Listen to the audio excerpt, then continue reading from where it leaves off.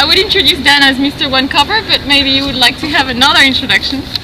I'm Dan from Kinderloop. So Kinderloop is a new way for connecting child carers with parents. Interesting. It's secure and it's fantastic and it's fun to use.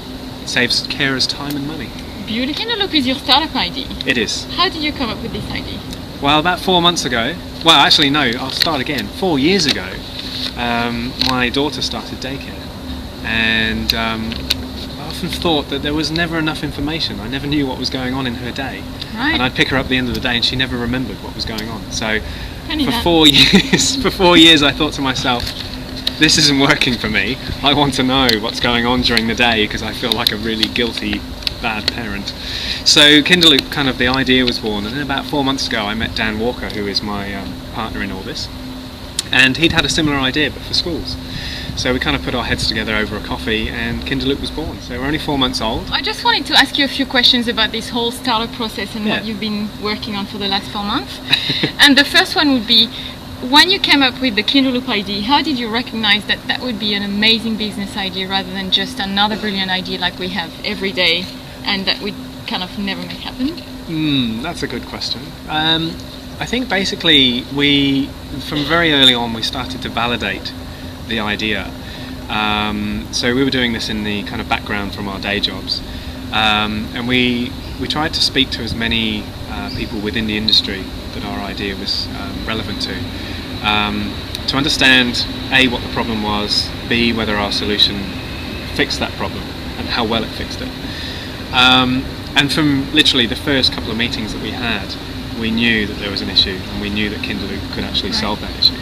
So then it's basically a case of figuring out how you're going to do it and what it's going to take to do it. So obviously some of the validation was to get into StartMate for us, because you're up against 200-300 other companies who all have brilliant ideas, but these guys basically put you through the ringer for a day, and if you come out on top, then you're in. Since you've been going through that process, what are the most valuable learnings you've had from a professional and from a personal point? I sort of see them as the same thing. So I think these days your professional and your personal life are so intertwined.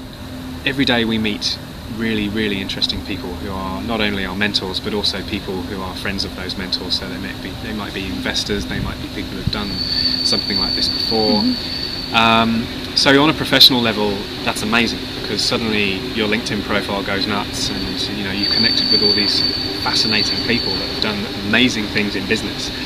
But from a personal level, what I found is that a lot of these people are really good people. They're really lovely. They really want to help you. They're really excited by your idea.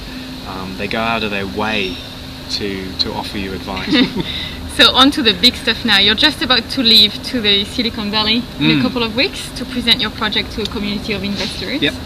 How are you preparing yourself, and what's the most important for you to pitch your idea? It's an awful lot of preparation, as you can imagine. Basic housekeeping stuff, like where you're going to stay for 2 months and flights. To pitching your idea to angel investors and VCs and people who are potentially interested in investing in you.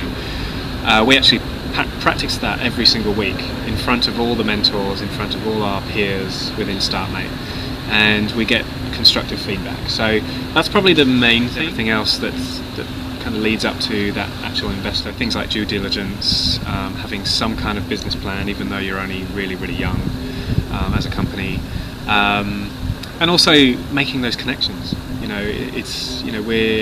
We're down for lots of demo days in the first couple of weeks in Silicon Valley, but then the rest of the month and a half is up to us.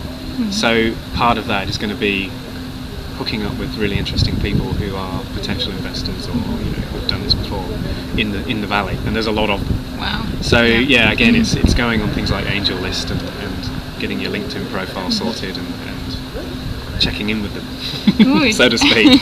So yeah, there's a lot of work.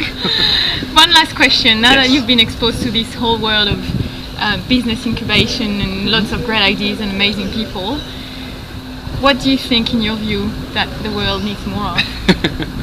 Love. Off the cuff, I would say positive feedback. Everyone is so obsessed with focusing on the very small negative things that happen in everyday business. And of course, yes, you can phone your mum for a bit of positive feedback, but when it's good positive feedback from clients or from investors or from mentors or whatever, it really makes a difference. Because you, in this kind of environment, you're working such ridiculous hours and at such a pace that even those little tiny comments of "you're doing well" or "you're doing okay," you know, just keep going, are absolute gold. So that's pretty much what I would say you need more of. You're doing well. Thank you. Keep doing what you're doing. Thanks. Goodbye.